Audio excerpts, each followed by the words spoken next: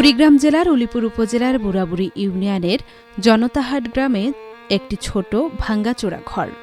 এই জরাজীর্ণ ঘরটিতেই বসবাস করেন ৭০ ঊর্ধ্ব রূপভান বেগম। প্রায় ২ দশক আগে স্বামী মারা গেছেন। নেই কোনো সন্তান, নেই পাশে দাঁড়ানোর মতো আপনজন। বয়সের ভারে নুয়ে পড়া এই বৃদ্ধা জীবনযুদ্ধে লড়ে চলেছেন প্রতিনিয়ত। শারীরিক শক্তি অনেক আগেই হারিয়েছেন তিনি। কাজ করার সামর্থ্য নেই, তাই জীবনের প্রতিটি দিন কাটছে অন্যের সহানুভূতি আর দয়ার উপর ভর করে।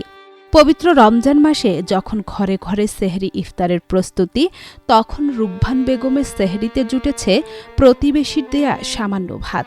আর ইফতারের সময় ঘনিয়ে এলেও তার সামনে এখনও আছে আগের দিনের এক বাটি পান্তা ভাত আর এক গ্লাস পানি। এর বাইরে কিছুই জোগাড় করতে পারেননি তিনি। পরশুর দিন ভাত আনছি, সেই ভাত খাচ্ছি, তাই পানি দিয়ে থুছি আজকে খাবার জন্য। আর গতকালে ভাত দিচ্ছে, সেই একদিনে ভাত দিচ্ছে, সেই এই আজকে খাচ্ছি। এই আজকে ইফতারি খাবার নেই, ওই যে পান্তা যেটা আছে সেটাই ইফতারি। তবে মানবিকতার হাত পুরোপুরি থেমে নেই। নিজের সামর্থ্য অনুযায়ী প্রতিবেশীরাও মাঝে মাঝে তার পাশে দাঁড়ানোর চেষ্টা করছেন। নিঃসম্পর্কে হলেও দাদি হয়, দাদি হিসাবে মানি।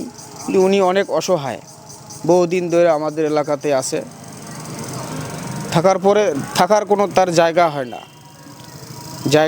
যে কোনো কায়দা কৌশলে এই আপনার ফেডারেশনের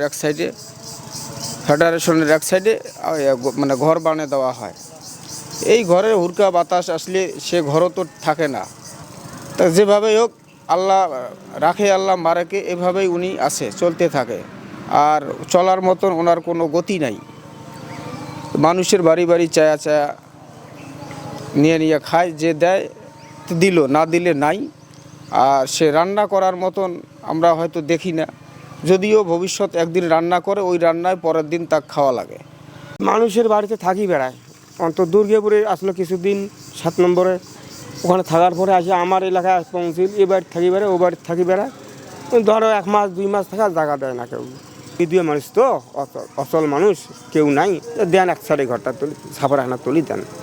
পরে সেই 3-4টে আমি বাস খুঁজিয়ে আনার পর 4টে গোল গাড়ি ও সেই ছাপড়াটা করে দিলাম, দিয়ে সেখান থেকে আসে।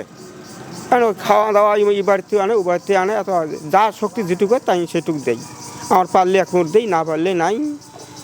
রূপভান বেগমের গল্প শুধু একজন মানুষের নয়, এটি উলিপুরের বহু নিম্ন আয়ের মানুষের বাস্তবতার প্রতিচ্ছবি।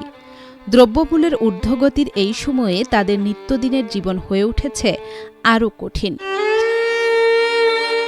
রূপভান বেগমের চাওয়া খুব বেশি কিছু নয়, শুধু 2 বেলা ডাল ভাত খেয়ে শান্তিতে ইবাদত করার মতো একটি নিশ্চিন্ত দিন। রমজানের এই ত্যাগ ও সহমর্মিতার মাসে সমাজের সামর্থ্যবান মানুষের সামান্য সহযোগিতাই বদলে দিতে পারে তার মতো অনেক অসহায় মানুষের জীবন।